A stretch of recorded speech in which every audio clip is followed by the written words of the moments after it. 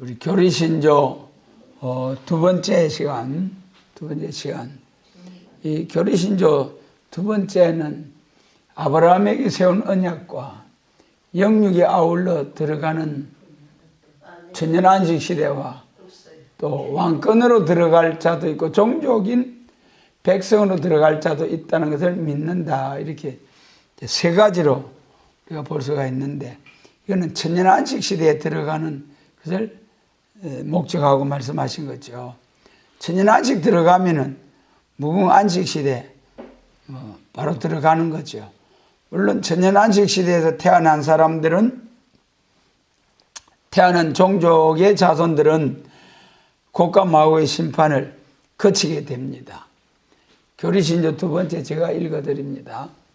우리는 아브라함에게 세운 언약이 이루어질 때에는 말세의 모든 족속이 하나같이 복을 누리는 안식의 축복을 믿으며, 안식에 들어가는 것은 영만이 아니요 영육이 아울러 들어가는 것을 믿되 왕권으로 들어갈 자도 있고 종족인 백성으로 들어갈 자도 있다는 것을 믿는다 그랬습니다.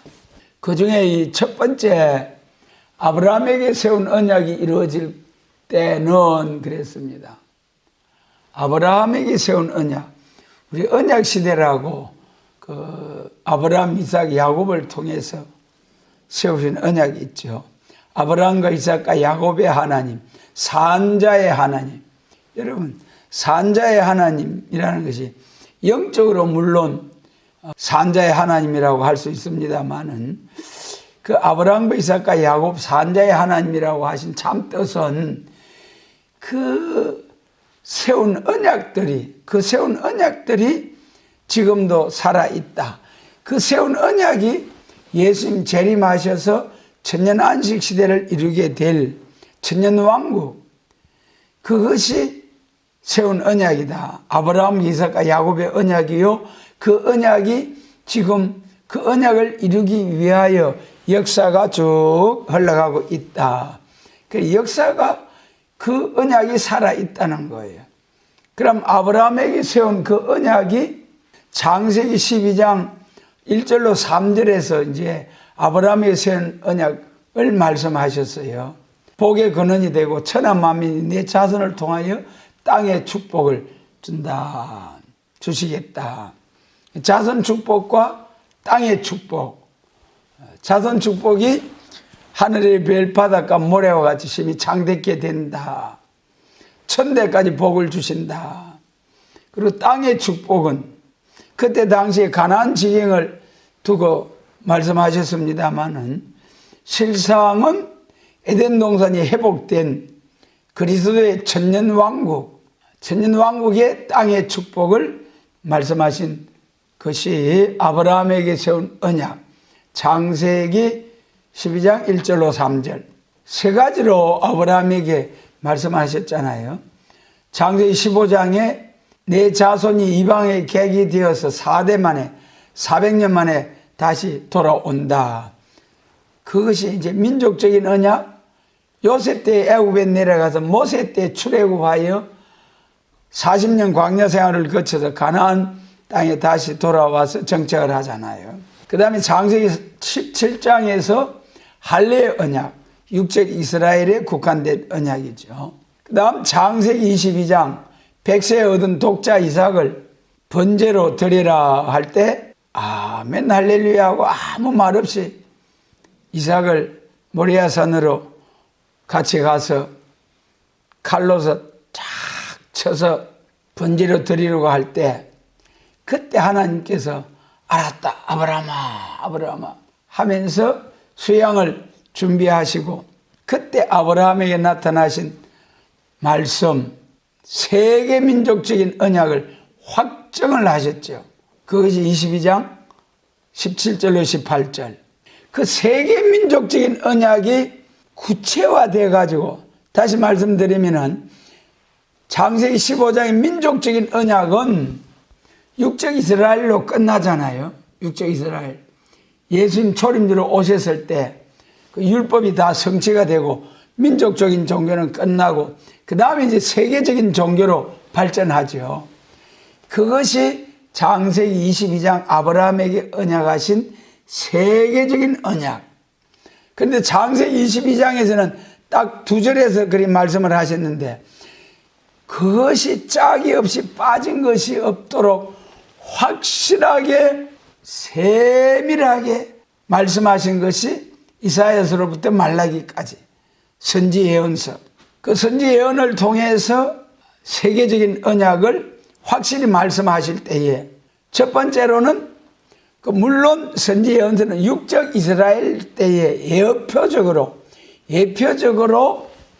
그때 시대 상황을 들어서 앞으로 될 일을 말씀해 주신 것이 선지 예언서지요. 그러니까 그 예언서 가운데는 중심 핵심적인 내용이 메시아 그리스도가 오셔서 세계적인 복음 확장이 될 것을 말씀하셨죠. 예수님 오심으로 예수님의 십자가의 천국 복음이 온 세상 땅끝까지 전파될 것이죠. 성취된 말씀이죠. 그 다음에 이제 교회가 세계적으로 확장되면은 교회가 부패가 온다는 거예요. 교회가 부패가 여러 가지로 말할 수가 있겠죠. 세속화되어가는 교회의 모습. 그 다음에 또 중요한 교회 부패는 계시록 6장에서 붉은 말, 금정 말이 나오는데, 칼든 붉은 말 공산주의, 그 다음에 저울든 금정 말 자본주의, 이 두 정치 체제가 나올 것을 계시록 6장에서 말씀하시고 스가랴 6장에서도 말씀하셨죠. 그런데 그 다음에 금정말과 붉은 말과 금정말이 대결하면서 공산주의와 자본주의가 서로 대결 냉전 시대를 이루면서 엄청난 무력이 완비되어 가지고 계시록 7장 1절에서 땅과 바다가 피해를 당할 수밖에 없는 그런 무력 준비가 완비될 때에, 아니 이러다가는 너도 죽고 나도 죽잖아. 그러니까 우리 적당히 협상 타협해서 하나님을 믿는 기독교나 하나님 없다오는 무신론 공산주의나 우리 다 같이 살자. 너 죽고 나 죽고 다 죽는 것보다 너도 살고 나도 살고 우리 적당하게 양보하면서 타협하면서 같이 사는 게 더 좋잖아. 그것이 무슨 말이라고 그랬죠? 청황색말. 여러 개 보면 사는 것 같고 여러 개 보면 누렇게 가을 단풍처럼 죽어지는 것 같고. 그런데 그 청황색말의 이름이 뭐냐 하니까 사망이더라. 그 사망은 육체의 사망뿐만 아니라 영과 육이 완전히 지옥 불못에 들어가는 불쏘시게 되는 청황색말. 이런 시대에 교회 부패가 공산주의, 하나님께서는 강한 이방을 판결하고 악을 버리고 선을 택하여 버드와 꿀을 먹는 지상낙원, 천년왕국 준다고 하셨는데, 무신론 공산당은 자기들이 과학 발전을 통해서 지상낙원을 주겠다. 일주일에 몇 시간만 일하고 전부 다 기계가 일하도록 해놓고, 그래가지고 전부 다 배급 주듯이 같이 나눠 먹는 지상낙원, 공산사회가, 공산주의 무신론 거짓의 앱이 막 이 사단의 세력인 사상을 가지고 나온 정권이 자기들이 그런 과학 발전을 통해서 지상낙원을 주겠다. 우리 하나님은 반드시 악을 버리고 선을 택하여 버드와 꿀을 먹는 지상낙원 준다고 하신대. 그러니까 이제 기독교 종말의 부패가 청황색말 협상주의. 또 기독교 종말의 부패가 뭐냐 하면 때를 따라 양식을 나누라고 하셨잖아요. 그것이 너무 중요한 말씀. 마태복음 24장 45절. 율법 시대는 모세의 율법, 초림주로 오신 예수님 은혜의 때는 예수님의 십자가의 도, 십자가의 법, 그 다음에 천국 복음이 땅끝까지 온 세상에 전파되면은 올라가심을 본 그대로 예수님 다시 온다고 하셨잖아요. 구름 타고 오실 예수님. 그래서 예수님 재림하실 때는 지금으로 보면 앞으로 미래사지요, 예언이지요. 그리고 성경 가운데 예수님의 재림에 관해서 가장 핵심적으로 딱 요약 압축 정리한 것이 요한계시록이잖아요. 요한계시록. 그리고 예수님의 재림을 앞두고는 요한계시록을 읽고 듣고 지켜야 할 때를 따른 양식이잖아요. 그런데 계시록 함부로 손대면 안 돼. 계시록 거침없이 좀 계시록을 함부로 증거하는 그런 교회들도 있고, 그런데 반드시 예수님 재림할 때 때를 따는 양식은 요한계시록이다. 그런데 그 요한계시록 10장 7절에서 뭐라고 했습니까? 일곱째 천사 소리 내는 날 하나님의 비밀이 그종 선지자들에게 전하신 복음과 같이 이루리라.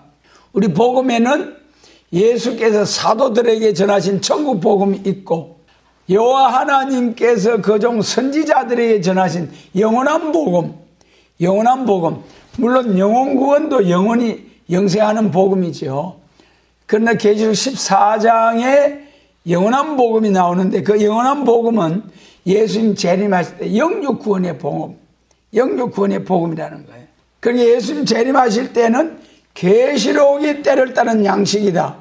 계시록 10장에서 선지자들에게 전하신 복음과 같이 이루신다. 이사야로부터 말라기까지 짝이 없고 빠진 것이 없는 선지서, 이사야 34장 16절. 예수님 재림하실 때는 때를 따른 양식이 요한계시록이요, 계시록 10장 7절에서 선지자들에게 전하신 복음, 선지서 중에 초림에 관한 것은 성취가 됐고, 재림에 관한 말씀이 이후에 마땅히 될 예언의 말씀으로서 재림과 심판과 천년안식 시대에 대한 말씀이다. 그 다음에 선지서 세 번째 요점은 이제 예수님이 재림하셔서 악을 버리고 선을 택하여 버드와 꿀을 먹는 세상 나라가 우리 주와 그 그리스도의 나라가 되어서 1000년 동안 왕노릇하는 그 천년 안식시대, 천년 왕국이 이루어진다.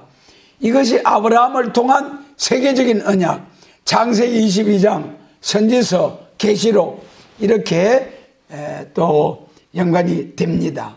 그래서 이 아브라함에게 세운 언약은 창세기 12장 총체적인 세계적인 언약, 15장에서 민족적인 언약, 22장에서 세계적인 아브라함의 언약, 그 언약이 이삭과 야곱에게도 똑같이 자손 축복과 땅의 축복을 말씀하셨어요.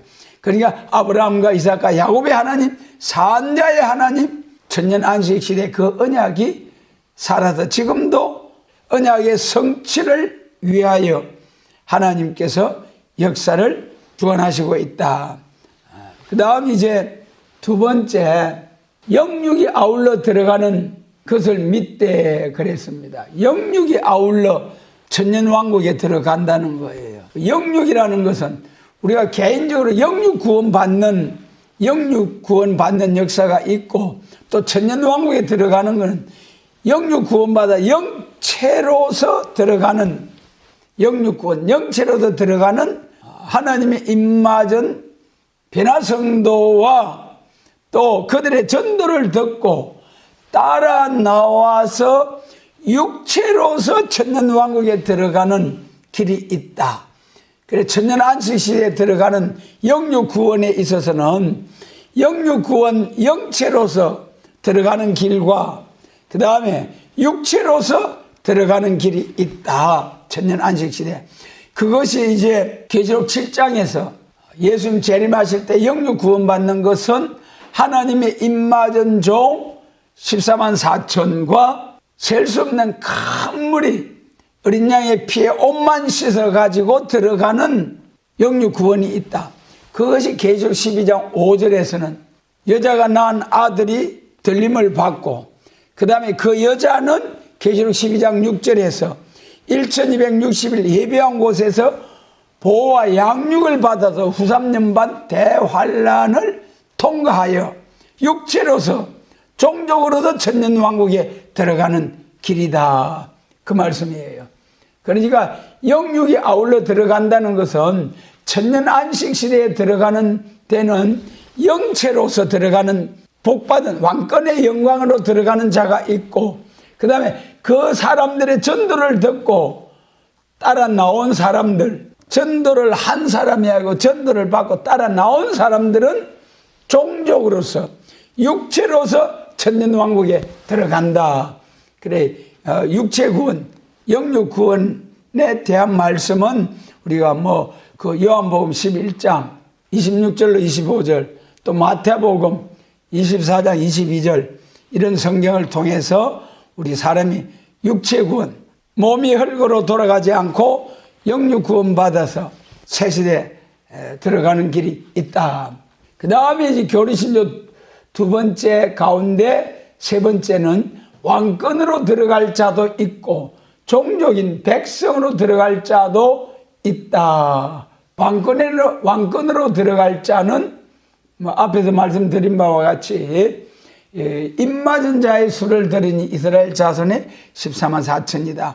왕권은 상급이잖아요. 우리 은혜 시대에 영혼 구원은 예수님의 십자가 공로로 값없이 공로 없이 하나님의 은혜로 긍휼로 믿는 자에게 주시는 영혼 구원, 오직 십자가 공로로. 그런데 예수님 재림하실 때 왕권의 영광은 상급이잖아요.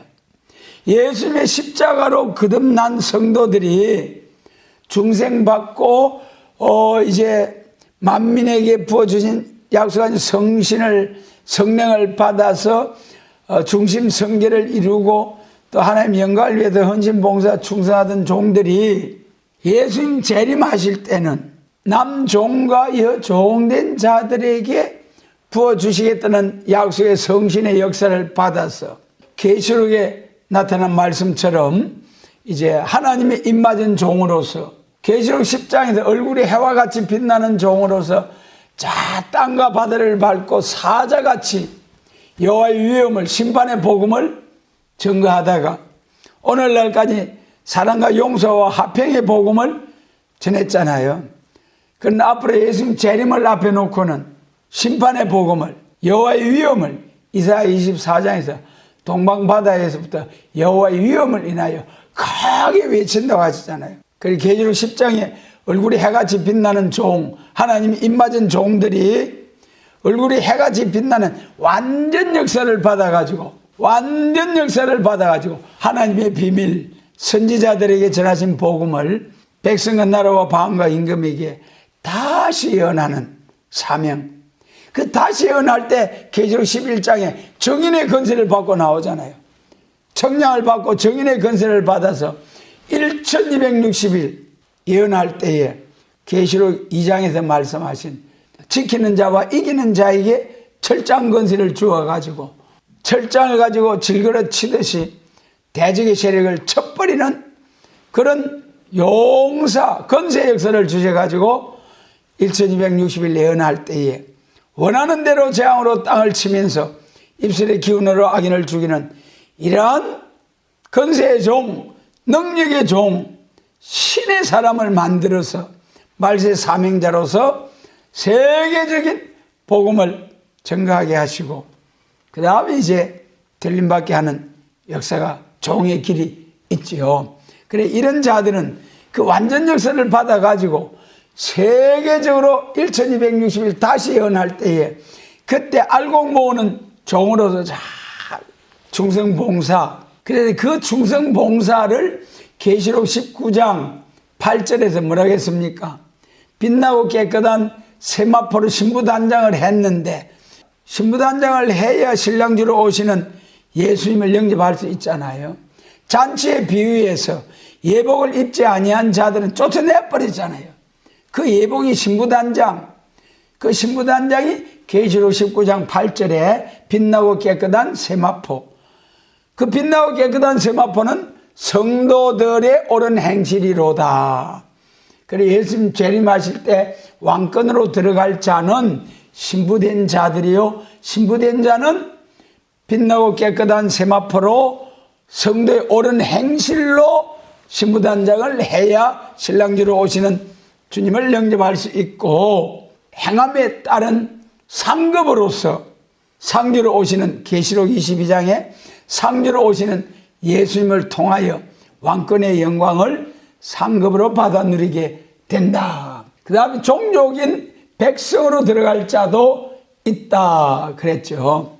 그것이 이제 계시록 7장에서 셀 수 없는 큰 물이 어린 양의 피에 옷만 씻은 회개만 하고 입맞은 종들이 나와서 학자혈을 가지고 학자같이 쫙 대언의 영으로 능력있게 건세있게 말씀의 건세로 복음이 전파될 때에 그때 아멘 하고 무조건 따라만 나온 자들, 그런 사람은 행함이 없어도 마치 노아 때에 그 방주를 다 만들어 놓으니까 하나님이 짐승들을 막 전부 다 보내주셔서 그 짐승들이 방주 예배할 때 아무런 보탬이 되지 않았잖아요.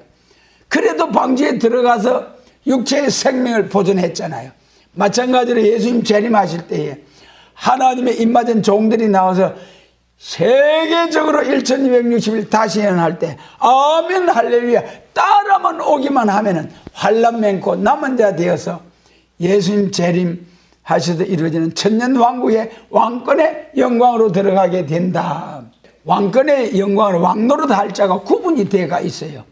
계시록 5장 9절로 10절에서 피로 사서 하나님께 드리시고 피로 산 백성 중에서 나라와 제사장을 삼아서 땅에서 왕노릇 하리로다. 그리스도의 천년왕국은 이 땅에서 이루어진 이 땅에서. 그리고 또 계시록 20장 4절에서 왕노릇 할 자들이 따로 구분이 되어 있다니까는요. 계시록 20장 4절에 왕노릇 할 자는 순교자와 순교자 동무된 자들이 예수님으로 더불어 1000년 동안 왕노릇 하리로다. 계시록 20장 4절로 6절.